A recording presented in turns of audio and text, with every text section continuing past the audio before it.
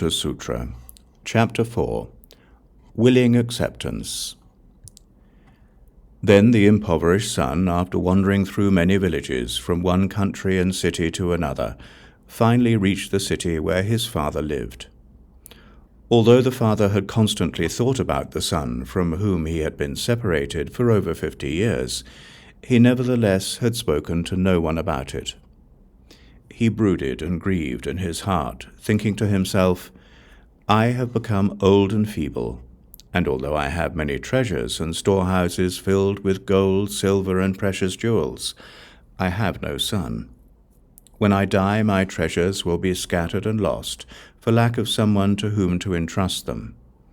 It was for this reason that he was always thinking anxiously about his son.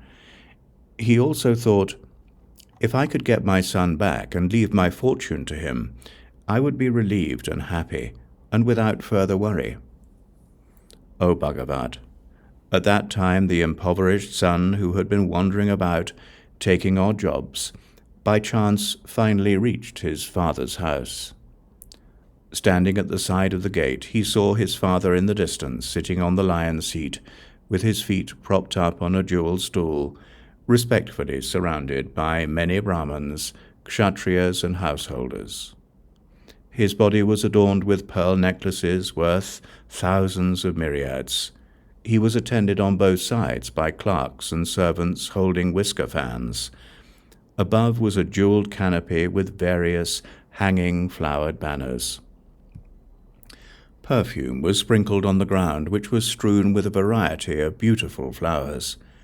There were rows of precious objects, and people were coming and going, buying and selling. With various trappings such as these, the father appeared very majestic indeed. The impoverished son, seeing his father wielding such great power, became terrified and regretted that he had ever come to that place. He thought to himself, "He must be a king or of similar rank. This is not a place where I can obtain things as a hired worker. It would certainly be better for me to go to a poor village, a place where I can use my ability and easily obtain clothing and food. If I stay here for very long, I will be seized and put to forced labor." Thinking this way, he quickly fled. At that time, the wealthy man, sitting on the lion's seat, realized that he had seen his son, and became extremely happy.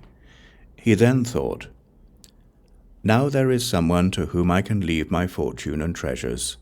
I have been constantly thinking about my son, but had no way to meet him, and now suddenly he has come. This is exactly what I wanted. Although I am old, I still yearn for him." The man immediately dispatched his attendants to chase his son and bring him back. Then the attendants quickly ran and overtook him. The impoverished son was frightened and cried out in fear, "I did nothing wrong. Why are you seizing me?"